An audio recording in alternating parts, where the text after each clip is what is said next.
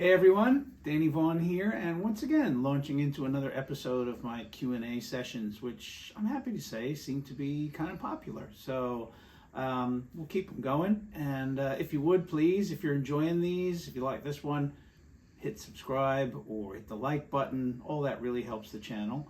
And if this is your first time checking it out, I ask people to send me in their burning questions, whether it's for me or members of Taiketo or whatever.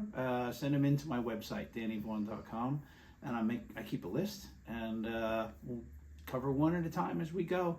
Heading off to Australia soon. Going to do some live stuff from there for you as well, where we'll talk to the whole band and get their takes on international travel and fear of enormous spiders.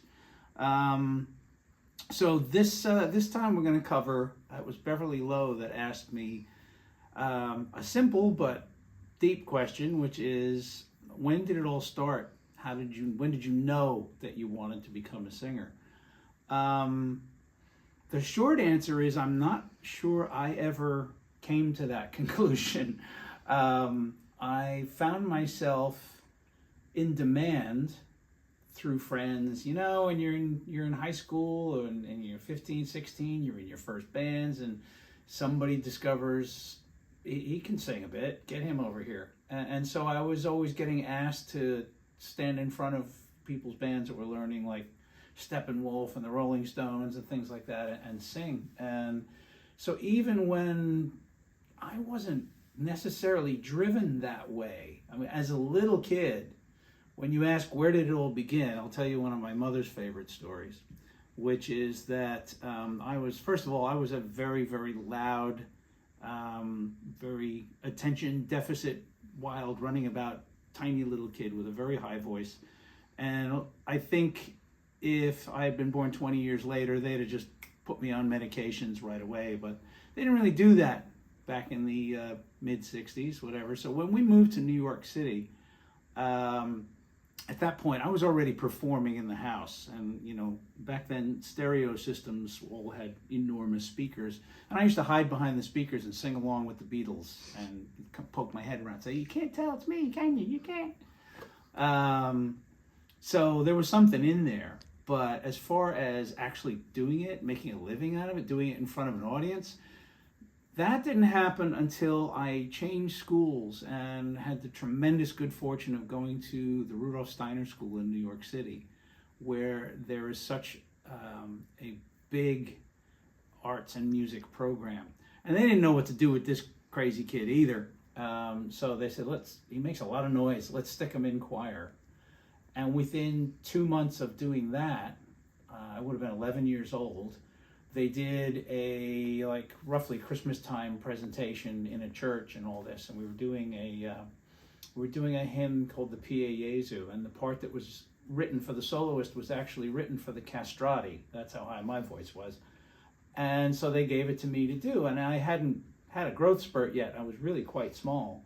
And my mother used to love telling the story about how the choir was singing and everybody's like oohing and eyeing over their kids, and then everyone drops out but me, and I start singing the solo, and she said everyone in the church starts doing this, trying to figure out, and I was kind of hooked at that point. I was like, everybody's looking at me, and let's face it, that's my job.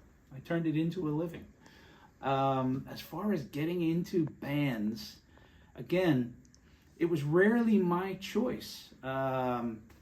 When I moved out of my parents' house, when I was 18, I moved in with a couple of buddies in Brooklyn. We shared an apartment. I was working at a t-shirt factory in downtown Manhattan. And I don't know that I had any plans, but apparently I'd made enough. I'd been in a band or two, and a guitar player named Jeff, who was in my first band, he lived in Rockland County, New York. He and his drummer drove all the way down from Rockland County into Brooklyn. It's a couple hours. And said, "You're coming with us to Rockland County. We're going to a zoo. We got to talk." And during the course of visiting a zoo in the middle of winter, they were like, "What are you doing?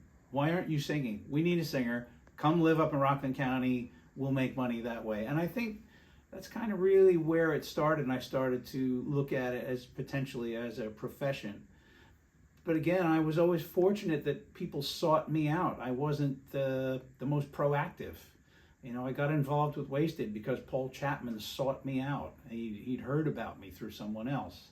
So it was a lot of luck, and eventually I got it through my thick head that this is what I was going to do. So that's basically the answer to how it all got started in a convoluted, roundabout sort of way. So thank you, Beverly, for the question. Again, thanks, everybody. Please hit like and subscribe if you would, and send your questions in to me, and we'll cover another one in the near future, probably from Australia. All the best. Bye-bye.